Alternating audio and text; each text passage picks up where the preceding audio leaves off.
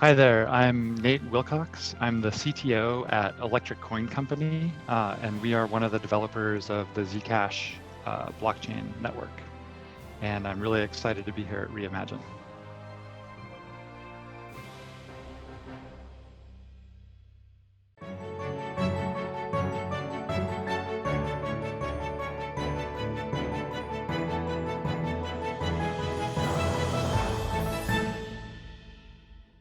All right, hello and welcome to REIMAGINE 2021. This is our 1-year anniversary, 10th edition of our conference. We're super stoked. We've been hosting these events as part of our monthly series, bringing you nothing but the best projects, bright minds, and leaders in the space. We've been fortunate enough to invite many talented individuals and teams to come speak with us, providing updates, insights, and all the above that's happening in crypto. I'll be your host today, Adam from the Mousebell team, where we focus on early stage investments through our accelerator or providing development support to a number of growing projects, as well as education within the Mousebell University program. Our main objective and goals is pretty simple across all of our platforms. It's increasing adoption, use cases, and real world applications. We seek to educate really our audience, our viewers, everybody that's tuned in for the last year on blockchain by helping them understand, crypto's real impact. So super stoked, exciting guest today, Nate Wilcox, CTO at Electric Coin Company. How you doing, man? Welcome to the conference. Yeah, thanks. Glad to be here. So how did you survive? You and I are both in the Bay Area. Things are kind of opening up now. How were the last 15 months for you? Oh, yeah, they have been wild. But I think I've been very fortunate. So like for me, the biggest challenge was I have 3 little kids. So during those lockdown months, it was pretty chaotic in my house. So once they were able to get back to preschool and meet with other friends and stuff, that was a huge relief. Awesome. Yeah, no, I'm in the same boat, man. They're running around right now. They're off, which is great. It's interesting because they know when I'm like doing a recording or virtual a Zoom, like they've been trained, right, to kind of not come barge in. Anyways, man, no, that's cool. So happy to have you. You've never been on, right? You haven't been to REIMAGINE before? No, first time. Yeah, no, great. So welcome. This was born out of COVID, really. Everybody was stuck at home. Everybody was panicking. Obviously, crypto blockchain was taken off, or at least maintained its momentum. Hasn't slowed down. 24/7 space, as we both know. But really, what it is we're just highlighting a lot of teams, individuals like yourself that have been building for years. Depending on who we speak to, right? Understand kind of crypto or I should say blockchain technology, its journey, which it's just really a buzzword. Because it's been around for decades, distributed systems, encryption, right? Node networks. And so here we are today, Bitcoin kind of launched, but before we get into, where you work or Zcash technology, which is, under kind of the Electric Coin Company, your guys' team, talk about the journey. Like how did you, first of all, your brother is the CEO, which is kind of cool. I'm assuming you guys built a lot of cool shit throughout the years. But talk to me about your journey. Everybody's gone to their own rabbit hole, their unique kind of way that they landed into it. Tell us yours. Yeah. So for me, like blockchain is a super exciting space, but in many ways, it's a continuation of some trends that I've been like aware of or participating in for a long time. And in my mind, it's really just connected to like the heart of the internet, or like the promise of the internet, as I sort of learned it growing up. So like I went to high school in the 90s, and like when I started high school, there was a computer, and then later it got the internet. And then, by the end of high school, there were multiple computers in the library, and you could go sign up if you wanted to use the internet, right? And that's the sort of era I like grew up in, playing on like IRC, internet relay chat, listening to MP3s, stuff like that. When I went to college, the disruption of MP3s, I don't know if people know what MP3s are, but there was this improvement in audio compression. So like a CD if you wanted to rip it to a computer, it's something like, over half, like 700 megabytes or whatever. And on the internet back then, there wasn't much bandwidth, so you couldn't really transmit those audio files. MP3s were a new lossy compression, so um, it would degrade the sound quality just a bit, like imperceptibly to most people, but then the file would be like a tenth as large, and so now you could send them to each other, their websites, groups, you could share them. And yeah, there was this website I was really excited about, mp3.com, which was kind of like a predecessor to SoundCloud. People could just sign up and upload their music. And for me, it was like the first time I could just explore tons of amateur musicians sharing their stuff, because the only alternative I had at the time was like radio or getting music from friends, right? So I was pretty into that. And in that era, music sharing or file sharing became like this big topic, at least for me, at least at my in my college bubble. And you had like, you go to movies and there'd be like these propaganda advertisements about how you shouldn't share music. But it was incredibly pervasive. Like everyone in my dorm would share music because like, why wouldn't you, right? But there's like this really harsh pushback from like the recording industry. And that was kind of a formative thing for me, because I was like, this is so obviously good, and these dinosaurs like don't get it, and they're just like trying to force us to use things an old way, but this is obviously better, right? And the interesting thing about going back and remembering that is today, music streaming, it's everywhere. There's all kinds of services. People do it legally. People pay for it. People make money doing it. And it's like all of these fears from the incumbents at that time, they didn't pan out. That industry just didn't know how to adapt, but eventually people did, and they figured it out. And I feel like that same kind of trend keeps happening. And I feel like that might be happening today in blockchain. Like these older incumbents are like, whoa, that's not doing things the right way. We need to clamp down on that. There's some of that, and they're just struggling to adapt. So I predict, in 5 or 10 years, we're going to be looking back, and it's going to be kind of a similar story, but we'll see. So through that like exposure to file sharing, I started getting exposed to like peer-to-peer decentralized networks, because so there's mp3.com. It was just a website. It was bought by some large company, I forget who then deleted all of the music off of it. Like they just bought the domain, bought the library of all the users contributed music, and just like, we're going to delete this. And I was so frustrated. So then these file sharing networks started popping up. So like the first one everyone knew about was Napster. And so it was a website where you could share, but instead of your computer uploading to the website and then another user downloading from the website, the website would just help connect the users to each other, and their machines would send the files directly to each other. It's like, oh, this is obviously like more efficient. Why not?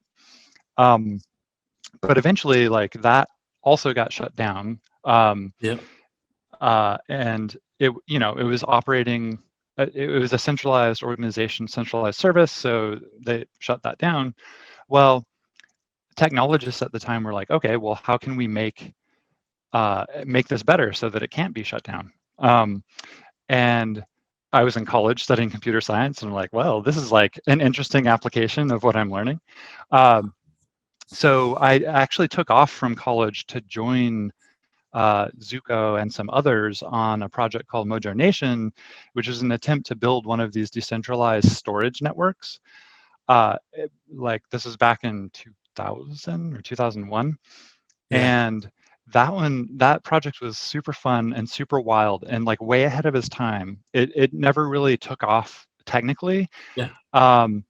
and our appetite was way too grand. So we were building a decentralized network that had a currency in it Wow. that had like distributed storage and encryption Wow. and allowed users to trade stuff. So it's basically like Filecoin, but just Yeah, yeah. didn't work nearly as well, right? And it didn't really have traction. Um, so that was like an example of like a lot of these ideas that Yeah. have come up in the blockchain space have been around for a while.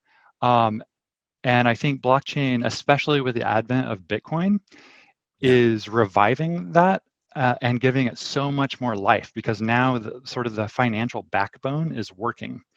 Um, and so I'm hoping more and more people realize there's that historical connection. And this has been a longer story than just starting with Satoshi. But what Satoshi has done really like enabled this movement, which I see as like an extension of what the internet was always supposed to be. Like it was always supposed to be open and fair and empowering to individuals to participate. And that's what we're trying to create in a lot of these blockchain projects. Yeah, no, I mean, I think you're right. Like, and we discussed this at the intro before even going live here. Just the history of even electronic, digital money, digital currency native to the internet. There were attempts, right? And it's Mm-hmm. just like the startup world. Mm-hmm. Iterations. You don't want to be the first one. You don't want to be the last one. People start tweaking things. Getting to where it needs to be. Product market fit, timing, opportunity. And a lot of that centralization is what got shut down in the early 90s, for what you're saying, for various, whether it was like a digital currency or file sharing. And then what were your thoughts when you read the Satoshi white paper? Because it's all proven concepts, it's past concepts, it's technology that's been tested, right? But it just, I guess, snowballed into how he put it together. So or they, the person, the Mm-hmm. people, whoever designed it. What were your thoughts when you first read it? I guess, like, were you like, "Whoa, this? Why didn't I think of this? Mm. Uh, this makes total sense." Like, wow. Yeah. So, like, actually, my exposure to Bitcoin didn't come from reading the white paper. Like, I read the white paper after I already had some Yeah, grasp on it, just from talking with people, um, and yeah, talking with people and looking a bit at the code. yeah, Um, uh, yeah, but so in that early era when I started hearing about it, it was super interesting to me because like the Mojo Nation project I mentioned that was super old, it had a currency, but there was just a centralized issuer. So even though it was a peer network, there was just a centralized issuer who could issue and redeem these units.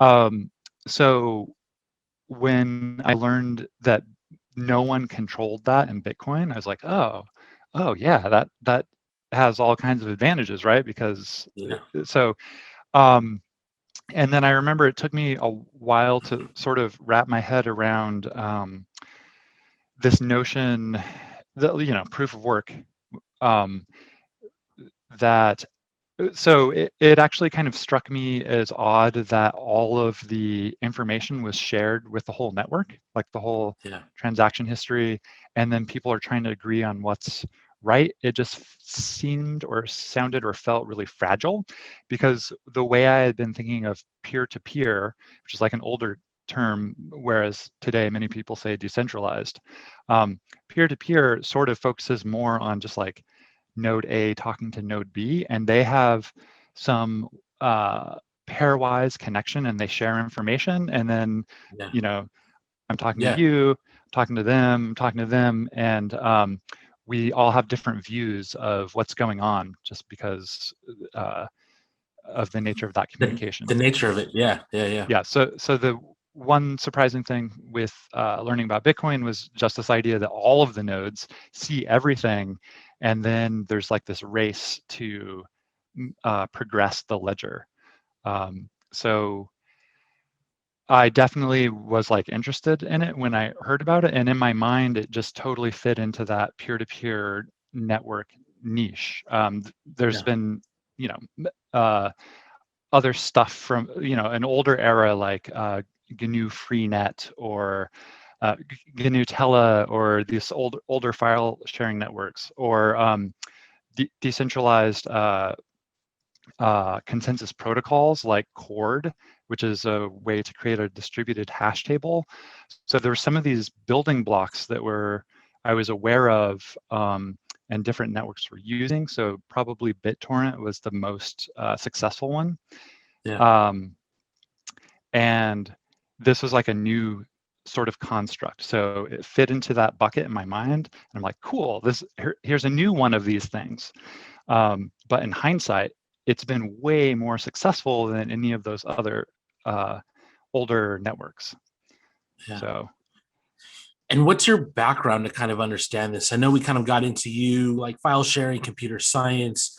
Mhm. What are you an engineer by trade? Obviously, you're CTO. You understand the complexities of it. What's kind of your background that led you, I guess, to where you're at, or not where you're at now, but as a CTO, or just more, technically sound or knowledgeable? Right. So, like I mentioned, and growing up, I was into computers. Like in high school, I was in the library playing on the internet computers. So I went to computer science in college. But a lot of my exposure to the distributed computing stuff, and also privacy and cryptography, came through Zuko. So he's my older brother. Yeah. He was like a good 5 or 6 years older, and he got onto the cypherpunks mailing list when he was in college. So when I was a teenager, I was hearing Yeah. stuff. I was learning Wow. about like PGP, Yeah. Yeah. to encrypt emails. And at that time, uh, again, I was a teenager. At that time, I remember the thing was there were like strict export controls on cryptography. So PGP was a program that would let you encrypt or decrypt emails, still does. But Yeah. at that time, it was like illegal in the US to let that source code be exported from the US. And a lot of people that I was around thought that was kind of ridiculous. Like, if you put Yeah. it on a website, how do you prevent people from doing that? Like, Yeah. so yeah, there's all kinds of interesting activism, like people printing up the source code on T-shirts, and they're like, well, this is actually just a T-shirt making a statement, so I can Yeah. Yeah. fly to Yeah. another country, right? So Wow. so I had that kind of exposure, and then in college, I was interested in decentralized technology. Cryptography was definitely there as an important building block, and security, like computer security, Yeah. and in general. So what did you do from like the early 2000s until like 2008, 10? Yeah, so I finished my bachelor's, and Yeah. I worked at just some like little software development jobs post Yeah. Yeah. getting the bachelor's over in Colorado. And I eventually decided to come to the Bay Area. And when I came here, I started working for a company called ISEC Partners, doing security penetration testing. Yeah. So that was really interesting because I had, like, through college, been focused on these peer-to-peer networks. Nobody Yeah. could make money on those. There were no like companies or any. I mean, there were a few companies, but it was like Yeah. definitely a niche space of more like activists or those sorts. So when I came to do security work as a consultant, I was basically going every couple of weeks or every month to like a new large scale corporate environment. Um, so like financial service providers, giant .coms, et cetera. So I got to see all of these different work environments, and also learn all of these technology stacks and For find sure. security problems in them, which is a really creative, fun um, kind of work for a while. After a couple of years, it started to turn into Groundhog Day though, because I would go to like, it's a new company, but they're making the same mistakes again, right? Yeah. And so Yeah. I started wanting to build stuff based on what I learned instead of just finding flaws. And also, I wasn't as interested in most of those applications. So after a while, I went back into startups, and kind of hopped around. So like after that, I joined Linden Lab that makes Second Life. So that's like a virtual world. Yeah. Um, Yeah. and that was sort of just a different exposure, but something very creative. And that stack covered all kinds of things. Eventually, I ended up at Least Authority again with Zuko. And there we were building an encrypted decentralized storage network, again, trying to learn the Yeah. lessons from the previous generation. Yeah. And while I was there, we also began doing security auditing, partially based on my experience, but this time focused on privacy enabling technologies, usually for activists or like just open source projects. So things like Tor project, Signal are two of the more well known from that area. And there I felt really good because I had learned sort of the security analysis skill, but I didn't care about the applications very much. And now I was like, hey, now I'm getting back to the kinds of applications that really motivate me, like empowering users, helping open Yeah. access Yeah. to the internet, making the internet fair by giving people the tools to like protect themselves, connect out of like repressive regimes, encrypt their data, so on and so forth. And so it was in that context when I heard about Bitcoin. And so it sort of naturally, fit into that milieu. No, I mean, yeah, your story is like setting you up for success, and why you get your team is so good in what you're doing. Mm. Now you've been able to apply for the last X amount of years to what you're building. So like, you know, we have a lot of projects in here, a lot of protocols, a lot of different layer ones and twos, and you guys kind of incorporate all that, and Bitcoin kind of was. You made some tweaks to how the Bitcoin technology was first applied, and going back to what you're saying on security, privacy, and you guys kind of have done your own thing. So Mhm. for like our audience that's tuning in, what is Zcash?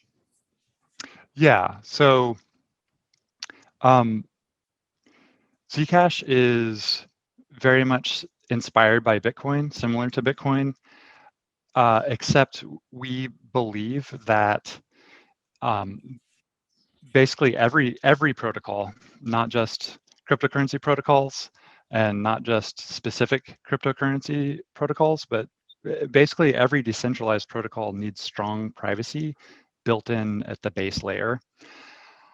So what we've aimed to do with Zcash is take the design of Bitcoin and add really strong privacy at the base layer, uh, because we build, anything built on top needs that protection at the base layer. And if you don't have it at the base layer, it is very difficult to sort of apply it on a higher layer.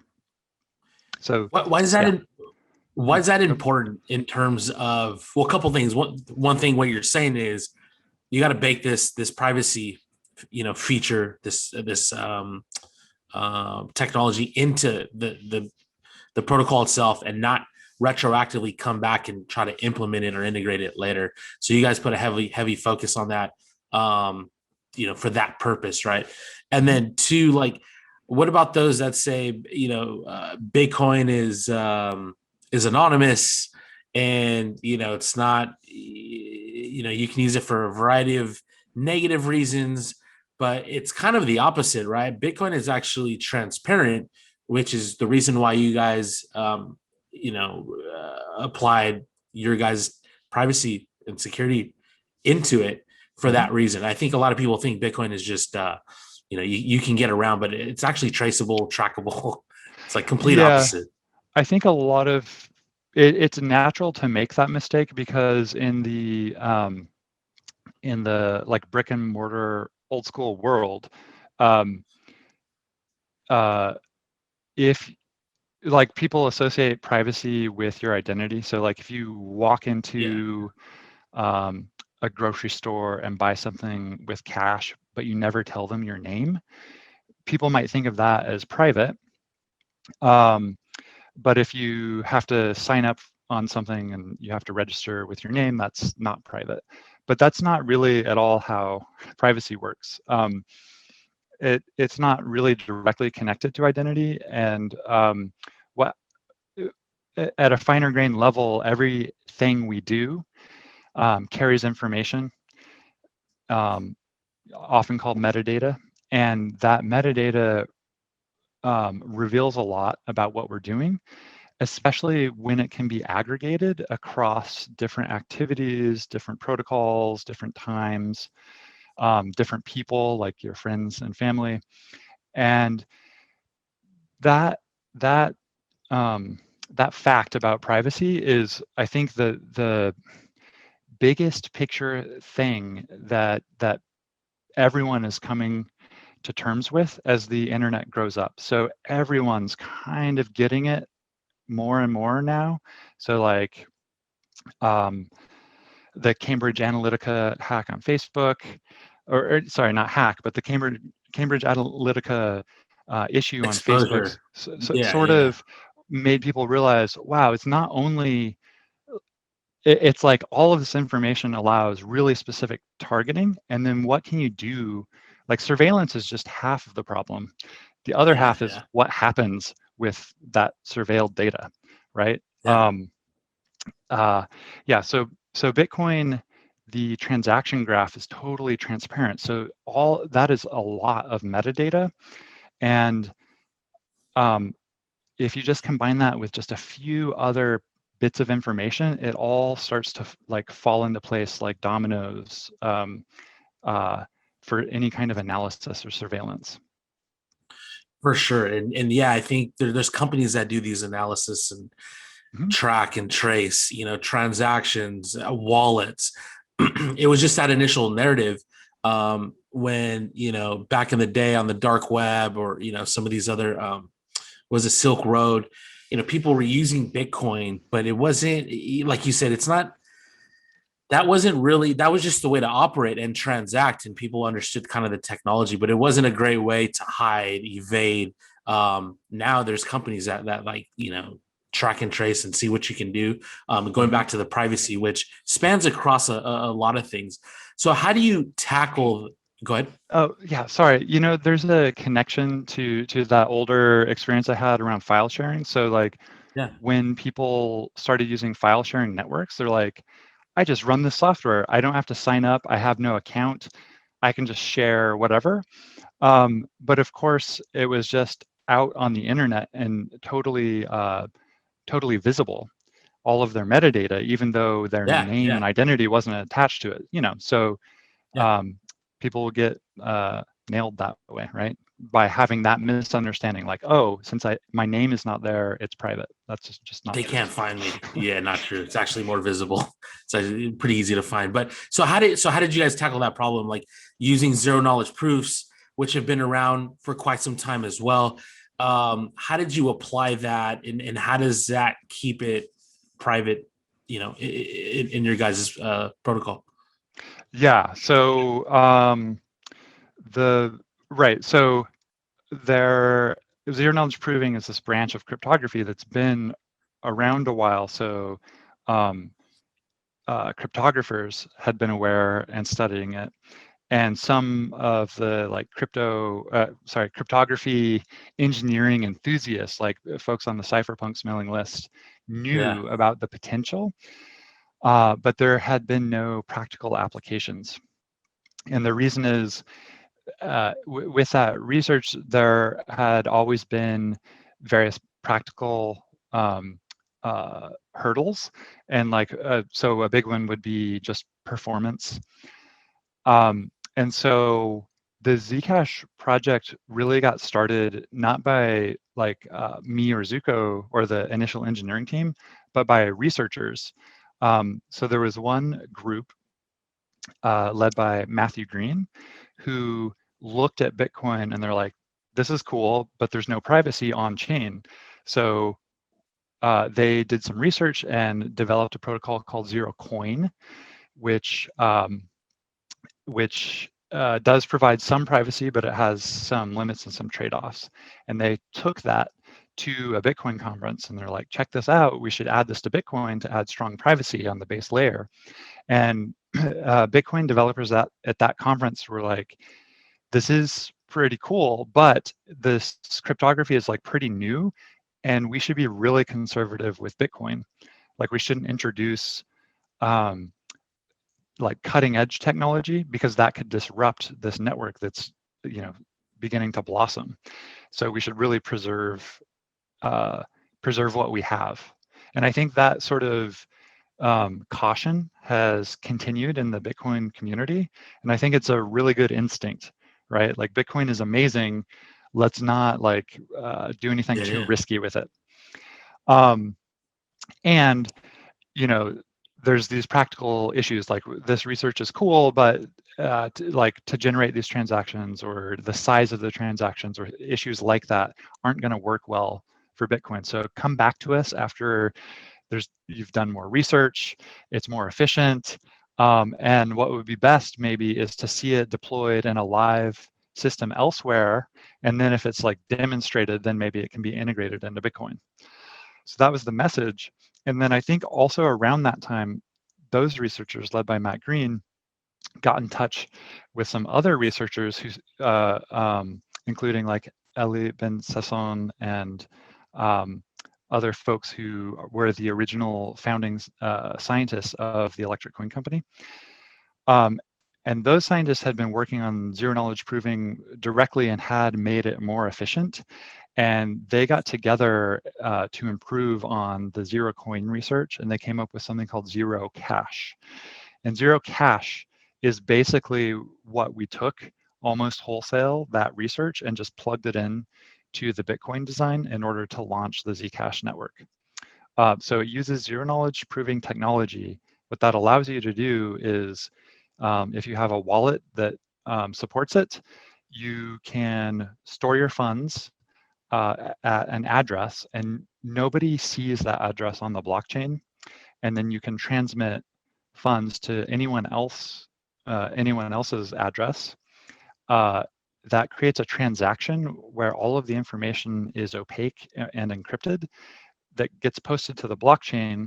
And then the magic of the zero knowledge proving technology is that the full nodes can validate that transaction is following the rules. It's not creating new ZEC, and whoever is spending the funds controls the secret key to authorize that transfer.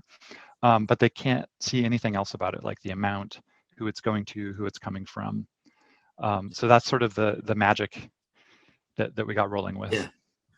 And when I think of Zcash and the token and cryptocurrency, like, and you know, people that are trying to understand the space and the different protocols and layer ones, is Zcash like the technology?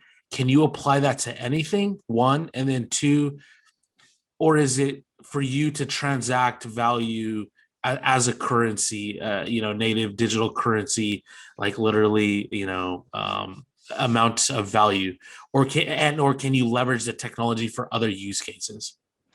Right. Zero knowledge proving is very general. Yeah. And it can be used for all kinds of applications, and people are just beginning to wrap their heads around it.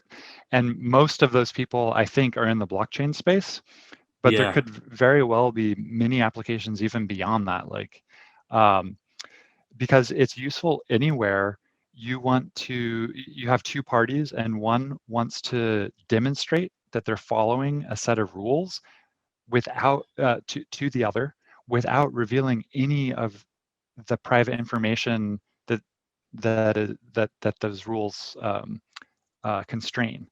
So that's it's kind of very general, and we see it in blockchain usually where people want to add privacy, or where people want to add scalability. There's actually a really interesting and deep connection between those two. So today in blockchains, those are the two areas where zero knowledge proving is sort of taking off. How are they correlated though? So we're talking about privacy using zero knowledge proofs, and then zero knowledge proofs on like roll-ups in terms of batching transactions. How is that correlated? And does the technology just apply to both issues within the blockchain space of privacy and scalability? And therefore, if you leverage, zero knowledge proofs, you can, kill two birds with one stone on one protocol like yourself? So I actually think there is a deeper connection between privacy and scalability that's even more general necessarily than zero knowledge proving. So when you think about it, if you want a scalable network, what that means is the network design needs to get the right information to the right participants, and any other information that needs to get spread around or happens to get spread around to other nodes Yeah. has two problems. One, it's more overhead, so it makes Yeah. the design less scalable. And two, it can be surveilled, right? So you can kind of solve two birds with one stone if you can design a system where only the people who need the information need to transmit it through the architecture. So that's easier to say than do, and zero knowledge proving is like definitely a key building block for doing that. So when we launched Zcash, and for a long time, especially because zero knowledge is in the name, people think it's about privacy primarily. But there's this other important aspect to it, which is the data you're proving something about might be large, but the proof you make about that data can be very small. And so this lets you do things like, I can prove that I have 10,000 valid transactions, and Mhm. the end result after applying all of them would be this state change on the blockchain, but the state change is very small and the proof is Yeah. small, and now I can send that to a validator, and so or a full node, and those nodes don't need to see all of the 10,000 transactions. So that's what Lighter. rollups are Yeah. doing basically. Lighter, compressed. Mm-hmm. What kind of like governance model do you have, or node, validator kind of structure does Zcash have to validate all of these things? Right. So yeah, when you mention governance structure, there's two sort of layers to Zcash. So the base layer of the technology is very similar to Bitcoin. There's proof of work miners, there's full nodes, and then there's wallets and block explorers and other infrastructure. Um, and that is just like Bitcoin. So Yeah. if it could experience a chain split, just like Bitcoin versus Bitcoin Cash. And in fact, we already have in Zcash, there's another project called Ycash that didn't like the direction they saw like the main network going in, and they decided Yeah. to split off. Um, so it has those sort of dynamics, like what I think of as the base network. Yeah. Yeah. But the uh, so the consensus rules are different from Bitcoin because a portion of the newly issued ZEC, instead of all going to miners, a portion of it, about 20%, goes to multiple development orgs. And so they're getting funding from the blockchain. And so those Wow. organizations have like an explicit governance structure above sort of that base layer. And so that's like a huge difference from Bitcoin. Wow. Yeah, totally. And how do you align like engineering and development through this effort? If it's, if there's miners and then there's all of these other funds, and, you know, you guys are trying to operate it and build and maintain the community, how do you align like engineering or prioritize, development efforts, engineering efforts, upgrades, things of that sort. I think, when people look at communities, blockchain communities or protocols, right? They try to decentralize as much as possible with the DAO governance structure. And you kind of just touched on it. But it seems like another group, within the community wanted to fork off and do their own thing. How do you prioritize some of the development within Zcash and move forward cohesively? Right. That's a really great question because we've prioritized decentralizing. So there's no like blockchain governance. There's no on-chain voting. There's no DAO or anything like that. And so what we've done is just prioritized splitting up where those development funds go. So I think many projects do have something similar, like development funds, and those usually go to either a single organization that's either like a legal entity organization or to something like a DAO. But in Zcash, those funds are going to 3 different recipients that are largely independent. So I think that's good for decentralization, but it makes it very challenging to coordinate because each of these recipient orgs, we're just figuring out what we think would be good to develop the protocol, like what might users want, what would this cause a chain split, or would most users want to upgrade to this? Will miners adopt this change? So on and so forth. And since these organizations are independent, we have like more of a challenge to coordinate between them, and also to like have each of them communicate to the community and the community to know what's going on, right? So I think there's a trade-off there between decentralization and independence versus coordination. But even with that, Zcash has a really steady pace of what we call network upgrades, which are technically hard forks. So the protocol gets changed in a backwards incompatible way. We've done that twice a year for like 3 years, I think, which is a pretty rapid pace of upgrades.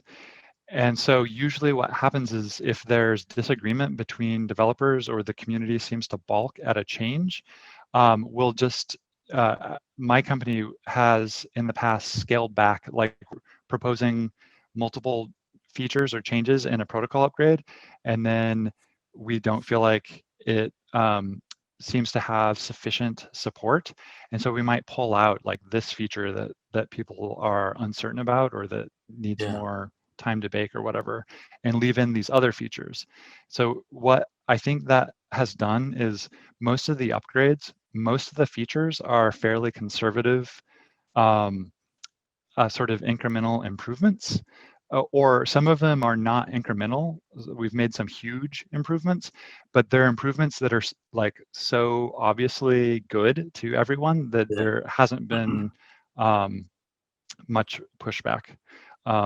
Yeah, so, and those big ones have been usually improvements in the zero knowledge proving. So in November, we're about to sort of ship like the 3rd generation of zero knowledge proving technology in Zcash, which improves a lot. So it works on your smartphone. It doesn't have a challenge that the previous ones had where we needed to do what's called a parameter setup ceremony, which is like a place attackers could attack to like compromise the whole protocol. So we no longer have that. So yeah, we're incrementally improving even with this sort of decentralization. How important has it been to engage in be an active like participant, or I'm sorry, how important is it for you to engage the community? Like how important is the community to Zcash? It's huge, and we have a really big challenge around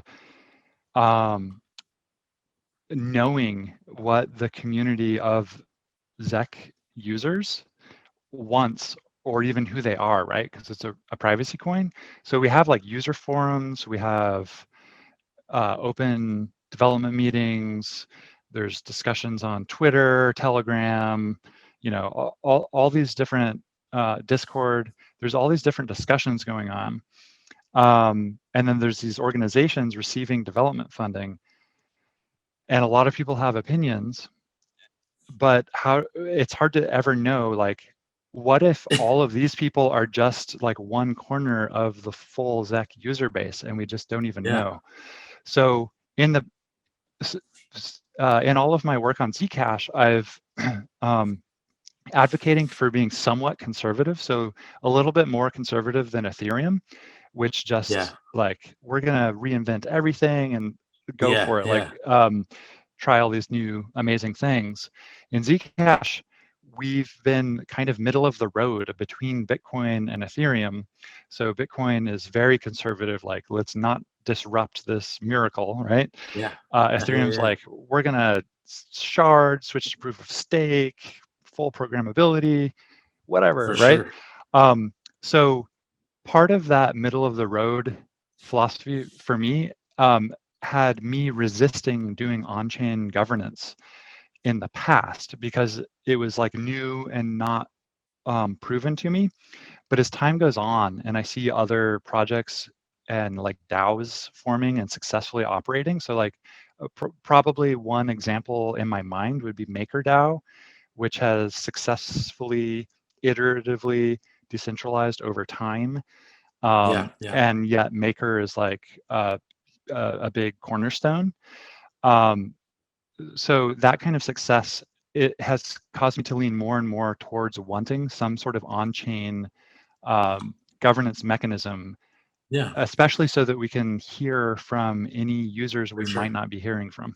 So, and I asked that because we're talking to a lot of various blockchains, and people are tuning in and learning about all these different blockchains and different communities, different technologies, different strategies and methods, and it's just kind of cool to hear everybody's side of how they approach it.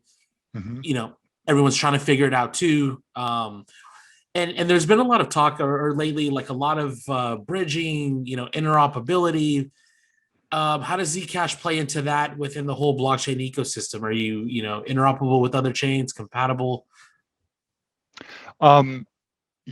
So my worldview is very much one of many blockchains interoperating, which sort of matches, like, say, the Cosmos worldview. About the Cosmos project is like, let's just make all of the blockchains connect. So I love that idea. And Zcash has some interoperability, but its technology is very similar to Bitcoin. And that poses some challenges for interoperability compared to newer things. So for example, we can't deploy Cosmos inter-blockchain communication protocol as is without making some key changes to consensus. But I would like to do that. So today, there are, like, one example is there's the REN VM project, which is like a network that can custody funds from different blockchains and then issue wrapped tokens in different places. So using that, you can send Zec through that to get RenZec on Ethereum, and then you can do stuff with that. Now, Zcash has the strong privacy, and then it has Zec, and those are like the two things it has. But one thing that's coming that the community is very excited about and that we're like working on is something called Zcash shielded assets, or sometimes people call them ZK assets or user-defined assets. There's different names in our decentralized community.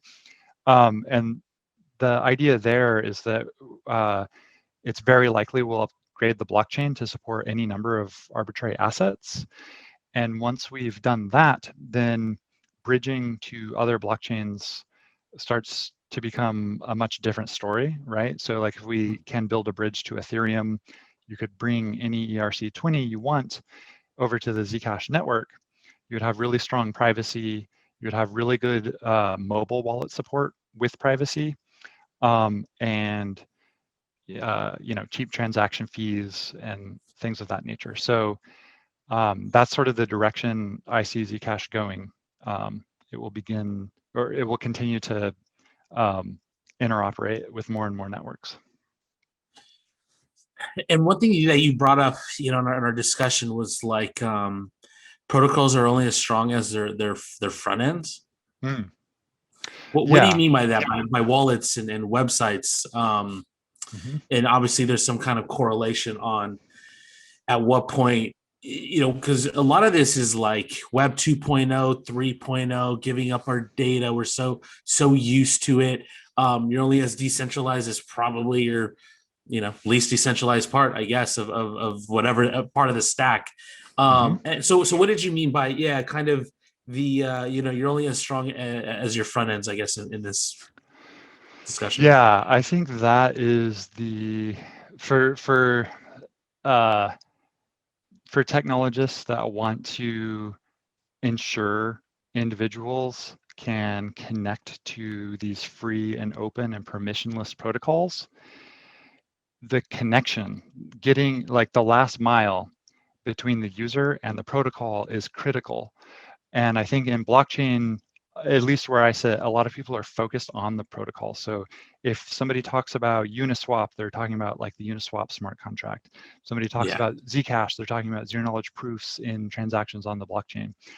Um, but the protocols aren't going to matter if people don't have access to wallets that can use them. And when I say that, it sounds kind of, I mean, it's obvious and it sounds Yeah. kind of goofy, but I'm actually kind of raising the alarm bell because we've seen, so for example, Uniswap is the smart contract is immutable and permissionless and allows exchanging any assets that are ERC20, right?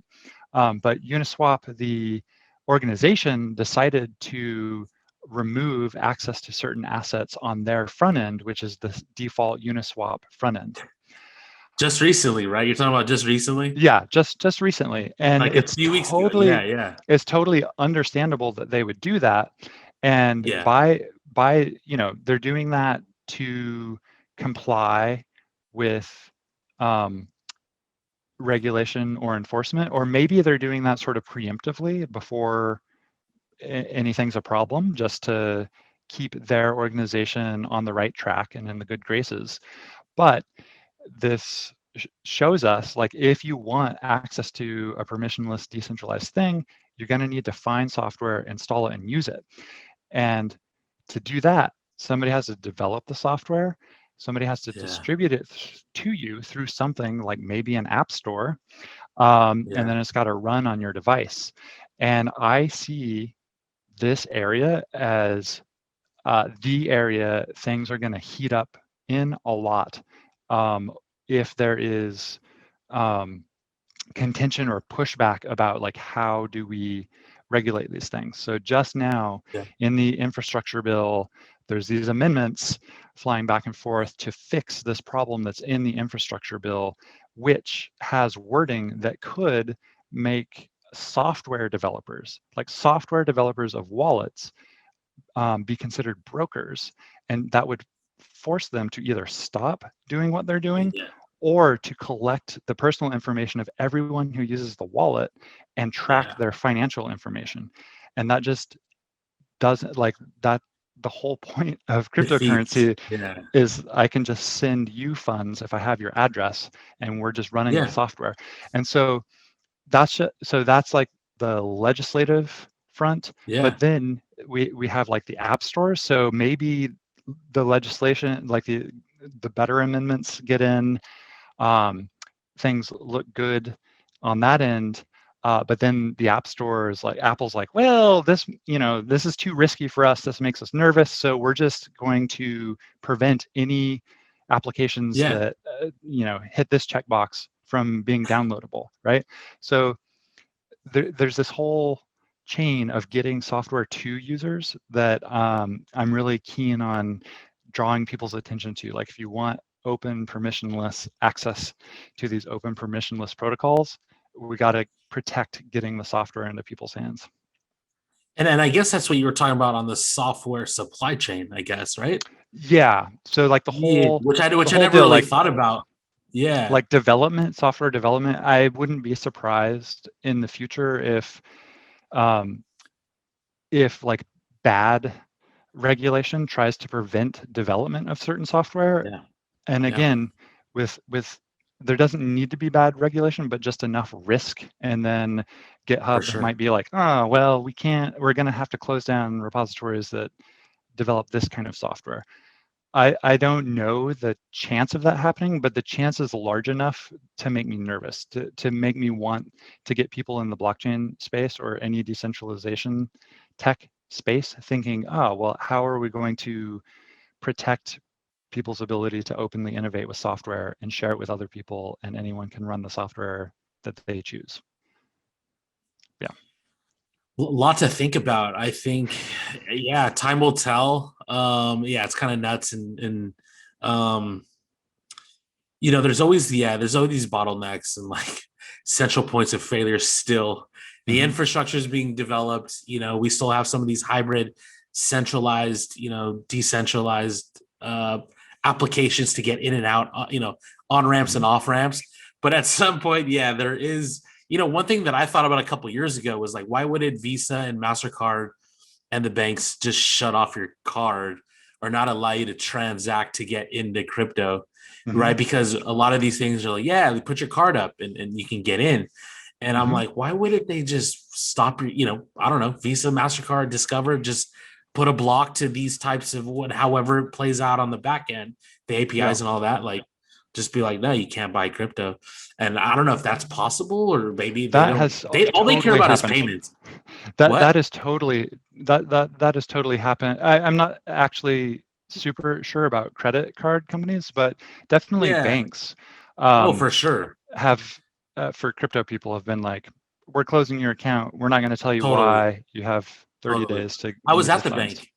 I was at the bank setting up a crypto account in like 2013, 14, and I was like, what is this? Like, I came across Bitcoin in 2013, and then I started seeing like some companies come in kind of randomly. And then my coworker was buying crypto. It's all a blur, like how this Bitcoin, how, and then I'm Yeah. working in it. And when I look back, I'm like, damn, I should have bought like tons of it, back in 2013, 14. But yeah, no, at one point I was like, why wouldn't they? Why? Well, I think Visa and them, they just care about payments. They make money, but the Hmm. government could, I wasn't sure if they could be like, hey, like you can't allow these types of transactions to these companies or whatever the case is. And now you're like, you Yeah. can't get from the traditional world to the metaverse and crypto world. So Yeah. yeah, but you're talking about the same thing on the development side, the software side, I should say, that there are some some bottlenecks where we got to be careful, and all they have to do is tweak the language, like to put some scare in it. It's so broad, so vague, Mm. and they're like you said, they can put a real hinder on the innovation side, and just enough to stop the pace of innovation. Um, which hopefully that doesn't happen. Yeah. I guess I want to say one other thing about that, which is like, I'm not anti-regulation, by the way. Totally, I'm just totally. anti-bad regulation. Yeah, yeah, Um, and as a technologist, instead of like doing policy advocacy or whatever, I'm just going to try to build the tools that help individuals as best for sure. as best I can. But I do think there's sort of like this mindset problem in financial regulation in the US, in my opinion, and I'm no expert at all, but Yeah, it seems it's very based on surveillance, right? Like anti-money laundering requires institutions to like submit suspicious activity reports and whatnot. Um, but the thing is, I mean, I feel like it should be obvious to people eventually, but like like I almost want to say we're in a pandemic of surveillance, right? yeah, Like, totally.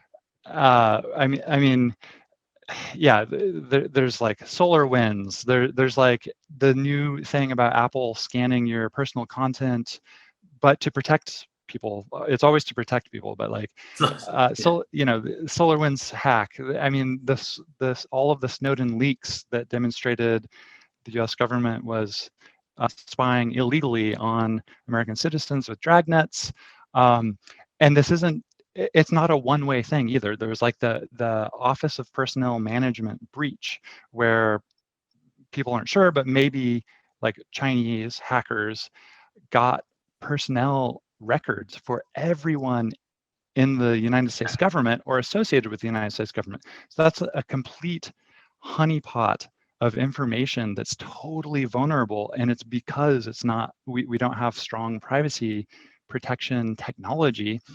And so the fact that the folks who want to nominally protect consumers and users try to do that by increasing the amount of surveillance is totally backwards. It's making Yeah, everyone more vulnerable. So for sure. let's really protect people, right? So your mandate's good. Let's just do it the right way. Yeah. So No, that's just and I know we got to, yeah, I know we got to jump off in a minute or two. We're going over, but no, you're totally right, and this has opened my eyes too. I've heard of Zcash. Obviously, I got in for a little while, and the point is the privacy, it takes it's a broad range, but the way that you guys are using it, it's not anti this, anti that. The narrative, right? Just in crypto in general was just completely off, and it's coming to light of like what these things are. But no, I was super excited about talking to you about this discussion after digging deep into it, and it just all makes sense on like you are protecting well, we have protection now in general from our credit card companies and the banks and all that. And that wasn't in crypto. And you're just bringing what we're used to into crypto for our protection, which goes across foreign, from foreign like attacks and hack attacks. And it's not really anti this or against this. It's just allowing us to control our own data, our own, identities, our own, could just control it all, because right now we give it up. Our social security is out in the open, right? We have hacks at right. our credit card companies, all these centralized institutions and companies. So yeah, no, I think you guys are definitely so what's on the roadmap? We got a couple minutes here. What's on the roadmap moving forward? And we'll kind of wrap this thing up for Zcash. Yeah. So I mentioned earlier, like the big thing coming up is our next network upgrade by the end of the year.